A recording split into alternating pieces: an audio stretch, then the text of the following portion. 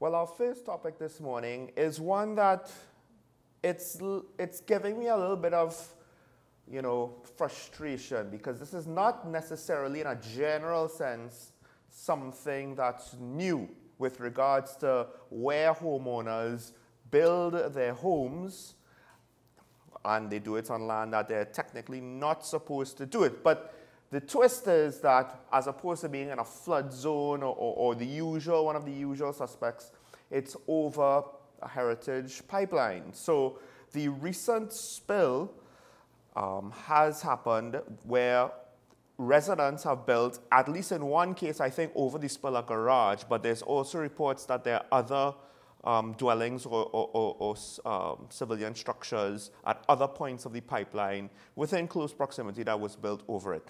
And now we have a situation where you have an oil spill. Of course, the question is, to what extent did the construction damage the line? But then also you have a situation where, once again now, who is going to be held responsible for this? Because you have a family who can't technically continue living there. At least I don't think that's feasible. But it's not as though they could just afford to move. It's not like they could sell their house and get full market value for it and move elsewhere. That's the point. I think all parties involved are guilty, be it the residents as well as Heritage Petroleum, formerly Petrochin. They are all guilty. Town and country planning as well as local government is also guilty. Why? There were polls apparently that indicated, red polls that indicated that there were pipelines there. Now what residents are suggesting, they're admitting guilt over building the pipelines, but what is also being suggested by some residents is that they thought that the pipeline was condemned. It was dead. The thing is, who gave them approval? Because town and country planning is involved, local government is involved, and therefore we can only hope that they had the requisite approvals. I can only hope so. And I think an investigation should be conducted, and if not, the residents should be charged. Because even though I am sympathetic to the fact that they've probably lost their homes and not necessarily their belongings, but their homes, because they can't occupy there again. If you are guilty of doing something that is not right or in the lines of the law, you should face discipline for that. And herein lies the catch, right? Ignorance of the law is not an excuse. The way how it's reported, so obviously I'm like working with several filters that's separating me from the actual events. I wasn't there. But the way how it's reporting suggests to me that it could have been a rumor. They say that it was condemned. Who is they? Was it a workman that said? And even if a workman from Petrochin or Heritage said, well, this line is being condemned, that is not official. So as you pointed out, however, who gave approval? However, at the same time, knowing that some of these residents have stated that they've been there for 30 years, again, the regulatory bodies, town and country planning, local government approval, that also needs to be investigated. Whoever signed off on those approvals should also face disciplinary action. Therein lies the frustration, because town and country.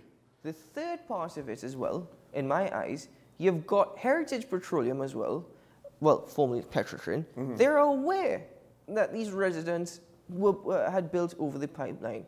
And yet, because residents said when they were building, some officials from Petrochin would come and tell them, you can't build there, but then nothing would be done about it. And so they'd continue their construction, which is ignorance. But Petrochin and Heritage also did not enforce it. That is why all parties are guilty. I thought, and maybe I read it wrong, but I thought it was a case where Petrochin was enforcing it, but then the enforcement stopped.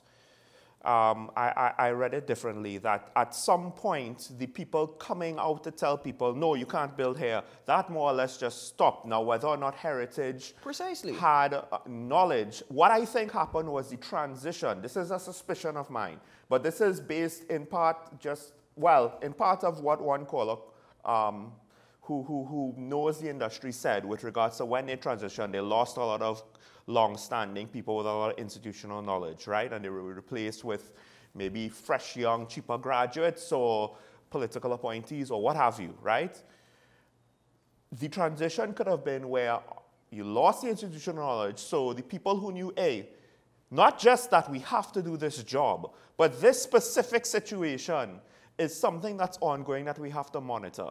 And we lost that. We got new people in. Who knows? Maybe even the whole department that oversees this was downsized, replaced, or not even transitioned into heritage. And I suspect, because they say Petrochin officials came, but they said they never they never saw anybody from heritage. So I would.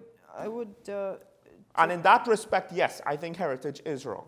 I think that, one, you can't make any assumptions when it comes to construction, because bear in mind, because there was approval, that is how these residents got a water connection and an electricity connection. Well, approval by? Well, it would have been town and country and local government. That is precisely why they got an electricity and water connection, because we're making the assumption this morning, based off of what I'm seeing, that it is not illegal electricity or water connections. Furthermore, how are we going to go about solving this? Well, the residents clearly cannot go back there. But how do they receive compensation? Should they receive compensation? If you're saying that it was not enforced by Petrochin or by Heritage, to a certain extent, liability lies on their part. Yeah. Because you should not be constructing near an oil pipeline or on top of an oil pipeline. According to one former engineer at Petrochin who was speaking to a daily newspaper, that line was never condemned. Yep. When he was there, he was in charge and responsible for it, and it was never ever condemned. Residents are saying, well, for 30 years we thought it was condemned. So where does liability lie? Of course, on all parties. Where does compensation come from? To some extent, the residents, if they don't have a good case as to why they reasonably thought that it was condemned, and hearsay from, even if it was a Petrochin worker, right? But that's not official. That, to me, is not good enough. If Petrochin had a release, if they had consultations, if somebody went into the offices and they got some sort of official notice of yes, which was then, that could explain where they got town and country approval, etc., etc. But to just say that other people were building on the line and we were told, who told you? You have to be able to say who told you in an official capacity. As the point I was making previously is, where does the compensation come from? Because that is the whole story. That's the whole argument being made now.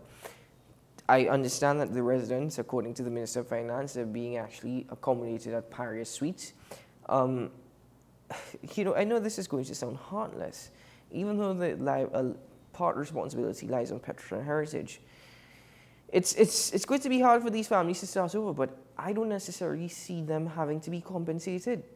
To me, more of the responsibility lies on their part, because they were aware that the pipeline was there. Now, if you want to make the argument because they got local government and town and country approval, that's a completely different story. Mere fact is, now they're going to need some assistance to relocate. Now they're going to need some assistance to move. Now they're going to need some more assistance to build. And this is a loss, obviously, for everybody here in TNT, because our monies are going into facilitating this.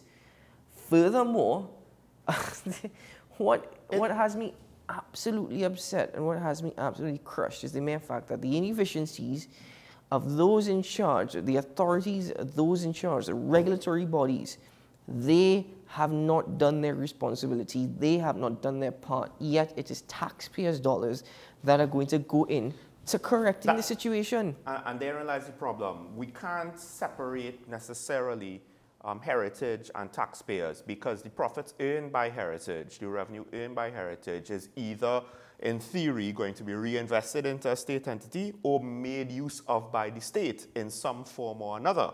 So it's not as though, maybe with an entity like TSCT, but even then, it's a state entity, so for all intents and purposes, it is state money. There's an interesting part of this where one of the reports said that the family, I'm not too sure if it's the family with the garage where the breach was, I think. They sold their house, and apparently their house may or may not, again, this is subject to the accuracy of the reporting, might have been in the same area. So now I want to know, they sold their house, they got money for that to move on the pipeline.